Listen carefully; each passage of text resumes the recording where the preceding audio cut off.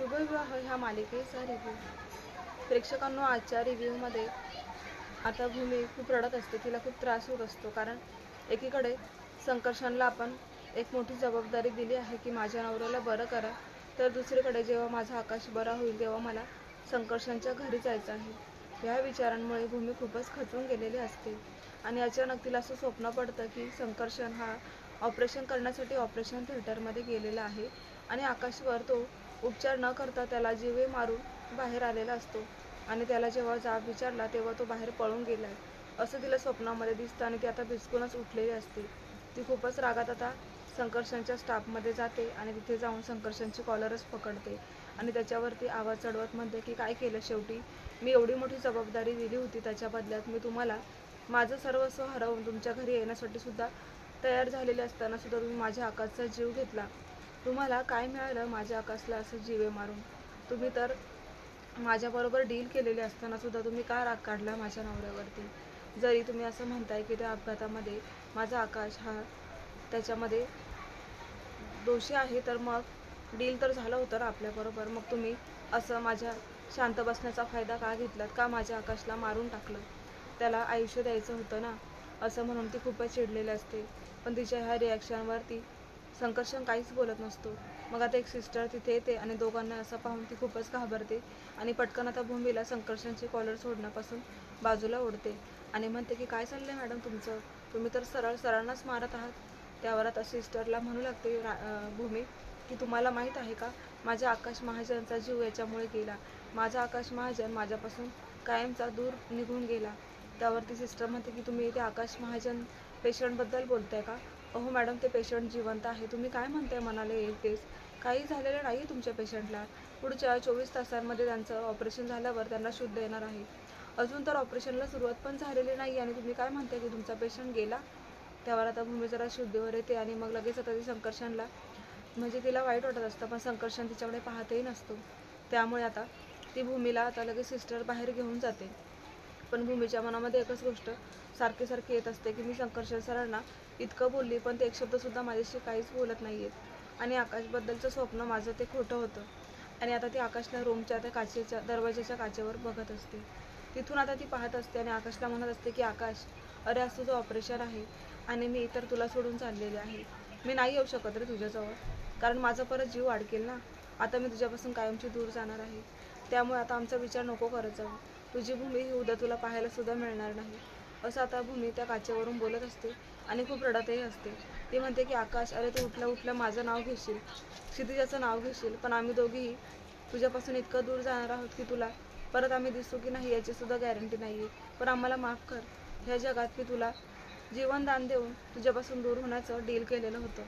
आणि तिला खूपच रडू येत असतं. आता तर तिला बोलता सुद्धा येत नसते, इतकं ती रडत असते. आता ती म्हणते की आकाश, आज मी तुला न भेटताच इथूनच मागे फिरणार आहे. मी नाही येऊ शकत तुझ्या रूममध्ये, नाही पाहू शकत तुला. असं म्हणून आता भूमी हॉस्पिटलमधून बाहेर जायला लागते. तर संकर्षण आता तितक्यात OTPमध्ये जातो. OTमध्ये जाऊन आता ऑपरेशनला सुरुवात होते. संकर्षण आता एकटं आकाशकडेच पाहत असतो. त्याच वेळेला त्याला त्याची बायको दिसू लागते आणि त्याची बायको त्याला असं म्हणत असते की काय करतोय संकर्षण तू? तू तर मला न्याय द्यायला हवा होतास, तर तू इकडे माझा अपघात ज्या माणसाने घडवला त्याचं ऑपरेशन करत आहे, त्याला तू जिवंत करणार आहेस? तुला हे करून काय मिळणार आहे? त्यावर आता संकर्षणचे हात थरथरू लागतात की कसं मी हे ऑपरेशन करू? मला जमणार आहे का? तर कारण त्याची बायको पल्लवी त्याला दिसलेली असते. तरीसुद्धा तो काळजावर दगड ठेवून असा विचार करतो की पल्लवी, आता तर तू माझ्या आयुष्यातून निघून गेलीस, पण याचा बदला मी नक्की घेईन. कारण मला आकाशला असं तुळतुळ तुटत असं एकदम त्याला न त्रास देत देत जीवन जगण्याचा मला पूर्णपणे आता मी एक प्लॅन केलेला आहे. कारण त्याला जर जिवंत न करता त्याला मारून टाकलं ना, तर ह्या पापाचे भोग तो नाही भोगू शकणार.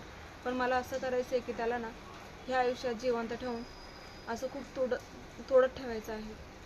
बघ तू त्याचे काय हाल करतो मी. पल्लवी, अगं मला तुला न्याय द्यायचा आहे म्हणूनच मी त्याला जिवंत करणार आहे. उद्या बघ मी त्याला त्याच्या बायकोपासून दूर करणार आहे. कारण आपला तेजसला आता मातृशोक झाला आहे आणि त्यामुळेच मी भूमीची निवड केलेली आहे. आता मी भूमीला आपल्या घरामध्ये घेऊन जाऊन त्या आकाशला असंच लांबून जळवणार आहे. त्याचं आयुष्य पूर्णपणे असं जिवंत राहून सुद्धा मेल्यासारखं करणार आहे. कारण त्याने तुझी आयुष्याची बरबादी केली, तसंच मी सुद्धा त्याच्या आयुष्याची बरबादी करणार आहे. असं आता संकर्षण त्या आकाशकडेच पाहून म्हणत असतो, पण आकाशमध्ये त्याला पल्लवी दिसत असते. म्हणून तो म्हणतो की मी तुला जरूर न्याय मिळवून देईल. तर मग आता ऑपरेशनला सुरुवात होते. ऑपरेशन चालू असतं. तर बाहेर रागिनी आणि पौर्णिमा विचार करतात की ही भूमी अचानक आली काय आणि गेली काय, तिचं काय चाललंय काय, तिच्या नवऱ्याचे ऑपरेशन आहे तरीसुद्धा ही इथे न बसता बाहेर काय करते. त्याच वेळेला आता मानसी आणि अथर्व दोघंही खूपच काळजी करत असतात मानसीच्या बद्दल, की मानसीच्या वागण्या बोलण्यात जो काही बदल झालाय त्याला कोण जबाबदार आहे, ती असं का वागते काहीच समजत नाहीये. पण तिच्या वागण्यामुळे मानसीला खरंच खूप त्रास होत असतो, कारण आयुष्यात पहिल्यांदा तिने असं बदललेल्या भूमीला पाहिलेलं असतं. त्यामुळे ती अथर्वला पण सांगत असते की अरे अथर्व बघ ना, भूमीचं असं बदललेलं रूप पाहून मला धक्काच बसतोय, तिच्या मनावर परिणाम झालाय का, ती आकाश भाऊजींमुळे असं वागायला लागले का. मग आता रागिनी येते आणि म्हणते की मानसी अगं काय चाललंय भूमीचं, इथे ऑपरेशन आहे, डॉक्टर काहीतरी म्हणतील, डॉक्टर आता बाहेर येऊन त्यांना जर काही गरज वाटली तर ते भूमीलाच विचारतील ना, मग हिचं काम आहे ना असं हॉस्पिटलमधून निघून जायचं असतं का. तर आता मानसी म्हणते की मला पण काहीच कळत नाहीये, मी विचारते तिला जाऊन आता. ठीक आहे. मग आता रागिनी म्हणते की विचार आणि तिला घेऊन येते. तर आता दुसरीकडे भूमी ही घरी आलेली असते आणि घरात आल्याबरोबर ती आता तिची बॅग पॅक करायला लागते, कारण ती म्हणते की आज मला हे घर सोडून जायचं आहे आणि आज घरात कोणीच नाही आहे, त्यामुळे घरात सगळं येण्याच्या अगोदर मला इथून निघून जाणंच गरजेचं आहे, कारण मला कोणाला कारण सांगायचं नाही आहे की मी असं का करते. त्यामुळे तिने एक मोठी बॅग काढलेली असते आणि सगळ्या वस्तू भरत असतानाच आता चुकून तिच्या हातामध्ये आकाशचं शर्ट येतं. तेव्हा आता ती आकाशच्या शर्टला एकदम असं मिठीमध्ये घेते आणि म्हणते की आकाश, ह्या रूममध्ये आपण भरपूर क्षण एकत्र घालवलेले आहेत. मला तो क्षण आठवतो की ज्यावेळेस मी लग्न करून आली होती आणि तू मला हातात हात धरून या घरामध्ये प्रवेश करायला लावला होतास. खूप आनंदाचा क्षण होता. आकाश, नाही विसरू शकत रे मी तुला. नाही जायचे मला तुझ्यापासून दूर, पण काय करू, मी डील करून बसले आहे ना. तेव्हा आता तिला आठवतं की संकर्षण सरांचा मी सकाळी खूप मोठा अपमान केला होता, म्हणून आता तिला संकर्षणला भेटायचं असतं. पण आता तिला आकाशच्या आठवणींमधून बाहेर जाणं खूप कठीण जात असतं. आता बॅग पॅक करून ती जात असते बाहेर. हॉलमध्ये आल्यावर पण तिला आकाशची आठवण येते की रोज आकाश इथे बसायचा, माझ्याशी गप्पा मारायचा, क्षितिजाला खेळवायचा. ती क्षितिजाची झोळी ती पाहते आणि विचार करते की रोज आकाश इथे बसून क्षितिजाला झोका द्यायचा, पण आता क्षितिजाचा जे काही संगोपन आहे ते फक्त मी एकटी करणार आहे. उद्या काय माहिती संकर्षण माझ्याबरोबर कसं वागेल. तिला खूपच विचार येऊ लागतात. त्याच वेळेला बॅग भरून जातानाच आता रागिनी आणि पौर्णिमा घरी आलेले असतात आणि त्यांनी डोळ्यांनी पाहिलेलं असतं की भूमी तर बॅग घेऊन कुठे निघाली. त्या आता लगेच मानसीला कळवतात की मानसी अगं लवकर घरी ये, ही भूमी बघ बॅग भरून कुठेतरी चालली आहे, आमच्याशी काहीच बोलली नाही आणि तिचा रूप तर वेगळाच आहे. तेव्हा आता मानसी पण घरी यायला निघते. तर दुसरीकडे आता संकर्षण भूमीला भेटतो आणि भूमी आता म्हणते की संकर्षण सर, तुम्ही माझ्या नवऱ्याला बरं केलं त्याबद्दल खरंच खूप आभारी आहे मी तुमची. मी दिलेलं प्रॉमिस तुम्ही पूर्ण केलं, आता मला तुमचं डील पूर्ण करावंच लागेल. त्यावर आता सॉरी हा सर, माझा खूप संताप झाला होता म्हणून मी तुमच्यावर राग काढला, मी असं बोलायला नको हवं होतं, पण तुम्ही माझ्यावर काहीच रिॲक्ट नाही झालात. खरंच सॉरी, मला समजली माझी चुकी काय आहे ते. त्यावर संकर्षण म्हणतो की तुझ्या चुका राहू दे बाजूला, तू माझ्याबरोबर जे डील केलं आहे ना ते करण्याची वेळ आली आहे, तेव्हा ते कधी पूर्ण करायचं ना याचा विचार कर. तुझ्या आकाशला मी बरं केलेलं आहे, आता तुझ्या आकाशला मी तुझ्यापासून दूर करणार आहे. तो असा जिवंत राहून कसा मरतोय ना हे मला पाहायचं आहे. आता भूमीला धक्काच बसतो, तरीसुद्धा भूमी एक शब्दसुद्धा बोलू शकत नाही आणि आता ती संकर्षणबरोबर घरी जायला तयार होते. ते दोघे आता घरी येतात, तर इकडे आता दरवाजा पल्लवीच्या आईने उघडलेला असतो, सुलोचनाताईंनी. ते म्हणतात की आलात का तुम्ही जावे बाबू. त्यावर ते संकर्षण म्हणतो मी एकटाच नाही आहे, माझ्यासोबत भूमी महाजन आहे.